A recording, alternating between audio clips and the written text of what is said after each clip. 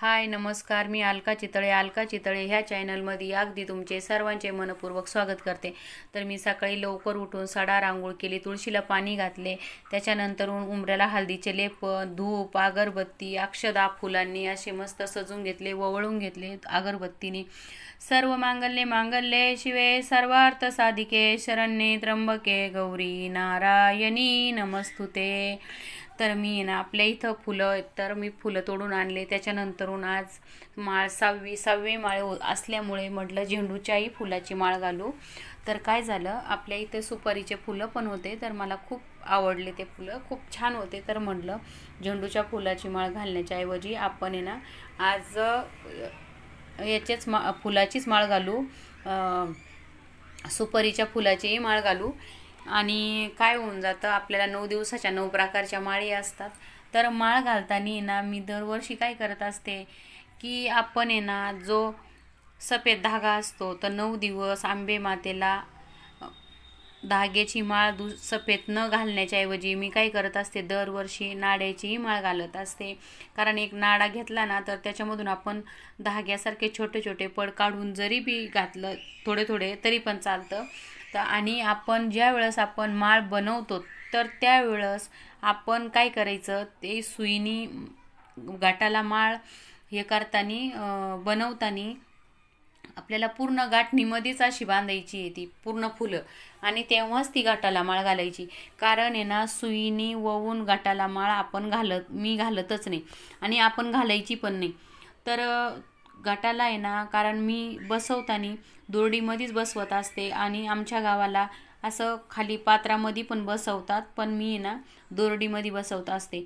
कारण कसं आहे की ह्या वर्षी आपल्या इकडं खूप पाऊस आहे, पाऊस असल्यामुळे काय होऊन जातं, माती आपली खूप चिकट होती। तर मी दोरडीमध्ये का बसवत आहे की म्हणजे आपलं जे पाणी जे असतं जास्त जरी झालं तर पाणी आपलं खाली पाझरून जातं, आपण खाली असं टोप वगैरे ठेवलेलं असल्यामुळे।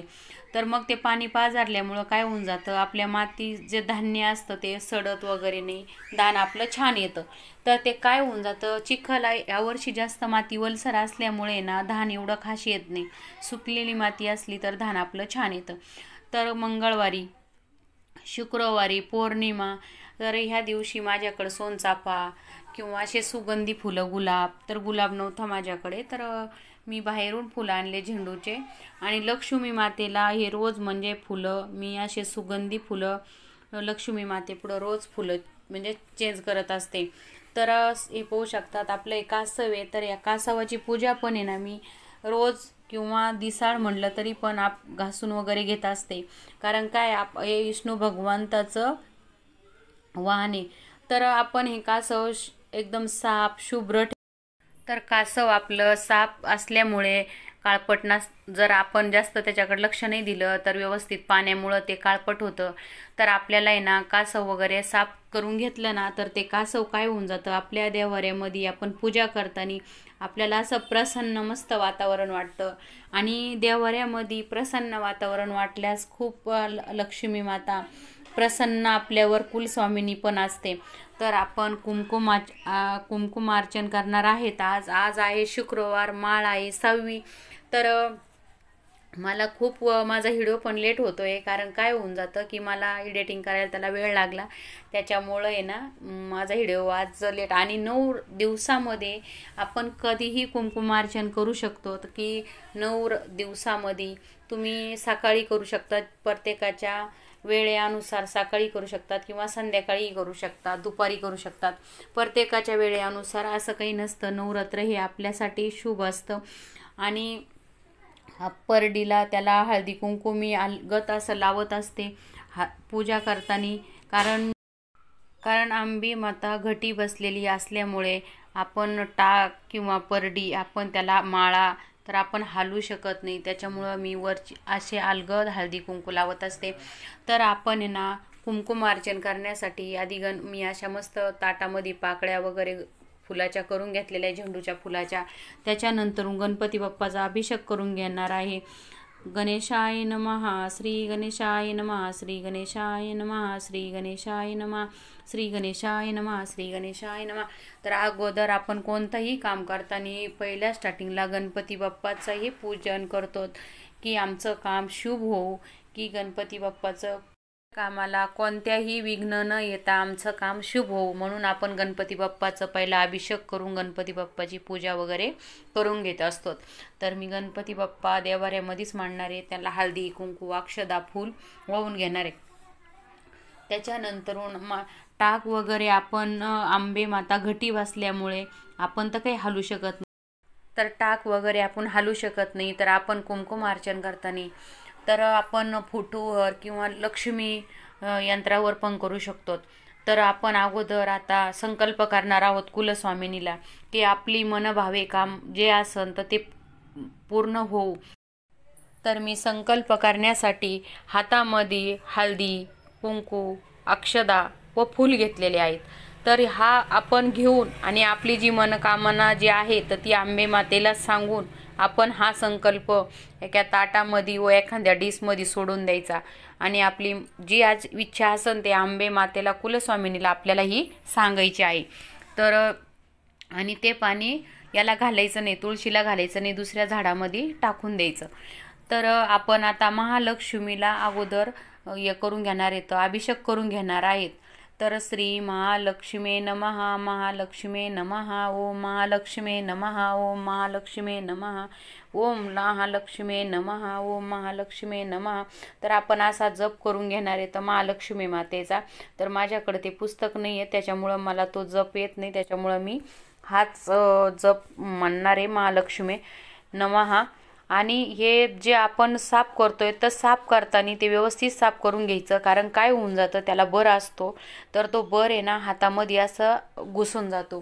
तर लक्ष्मी यंत्र जो आहे तर लक्ष्मी यंत्राचा आपला अभिषेक झालेला आहे. तर असं मस्त स्वच्छ ताटामध्ये परत घ्यायचं. त्याच्यानंतरून आपण हळदी कुंकू अक्षदा व फूल हे वाहून घेणार येतं आणि त्याच्यानंतरून कुंकुमार्चनला सुरुवात करणार येतं.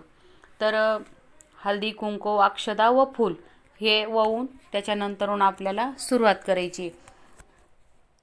ओम महालक्ष्मी नमः ओम महालक्ष्मी नमः ओम महालक्ष्मी नमः ओम महालक्ष्मी नमः ओम महालक्ष्मी नमः ओम महालक्ष्मी नमः.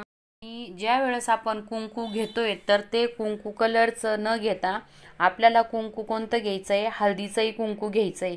तर दुसरं कुंकू कलरचं नाही घ्यायचं, हळदीचंही कुंकू घ्यायचं. आणि आपण ज्या वेळेस आपण हे करतोय कुंकुमार्चन करतोय तर आंबे मातेच्या पायापासून म्हणजे असं पायापासून तर डोक्यापर्यंत आपल्याला वाहत राहायचं आहे सारखं.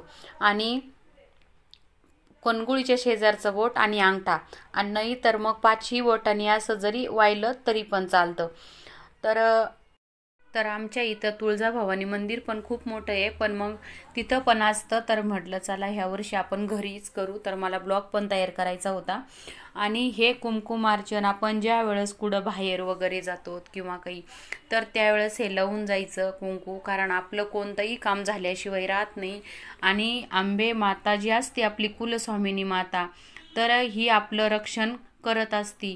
तर आपण कधीही कोणत्याही कामाला जाताना मुलं घरातले म्हणजे जो माणूस असतो तो किंवा आपण हा पूजा झाल्याच्या नंतर आपण स्वतः आपल्या पण कपाळी लावून घ्यायचा, मुलांना पण लावायचा. आणि जे आपलं करता धरता माणूस बाहेर जातो ते पण लावून गेले तर त्यांचंही काम शुभ झाल्याशिवाय राहत नाही. आंबे मातेची शक्ती ह्या कुंकवामध्ये असते.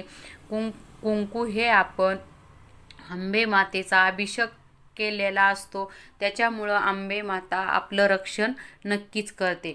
कुलस्वामिनी तुळजाभवानी माता कुलस्वामिनी तुळजाभवानी माता कुलस्वामिनी तुळजाभवानी माता कुलस्वामिनी तुळजाभवानी माता कुलस्वामिनी तुळजाभवानी माता कुलस्वामिनी तुळजाभवानी माता कुलस्वामिनी तुळजाभवानी माता कुलस्वामिनी तुळजाभवानी माता. उदयस्तु श्री महाकाली महालक्ष्मी मा सरस्वती राजराजेश्वरी आई साहेब. बोल अंबा माता की जय, बोल अंबा माता की जय, बोल अंबा माता की जय. कुलस्वामिनी तुळजा भवानी माते की जय, रेणुका माता की. कुलस्वामिनी तुळजा भवानी माता, कुलस्वामिनी तुळजा भवानी माता, कुलस्वामिनी तुळजा भवानी माता, कुलस्वामिनी तुळजा भवानी माता, कुलस्वामिनी तुळजा भवानी माता, कुलस्वामिनी तुळजा भवानी माता, कुलस्वामिनी तुळजा भवानी माता, कुलस्वामिनी तुळजा भवानी माता, कुलस्वामिनी तुळजा भवानी माता, कुलस्वामिनी तुळजा भवानी माता, कुलस्वामिनी. तर आपला अभिषेक झाल्याच्या नंतर आपण आहे ना एखाद्या करांड्यामध्ये किंवा असं डब्बीमध्ये व्यवस्थित हे कुंकू भरून ठेवायचं, म्हणजे आपल्याला रोज सकाळी आपण लावीत जायचं हे कुंकू. आणि माझा व्हिडिओ आवडल्यास लाईक शेअर नक्की करा. सर्वांना नवरात्राच्या हार्दिक हार्दिक शुभेच्छा.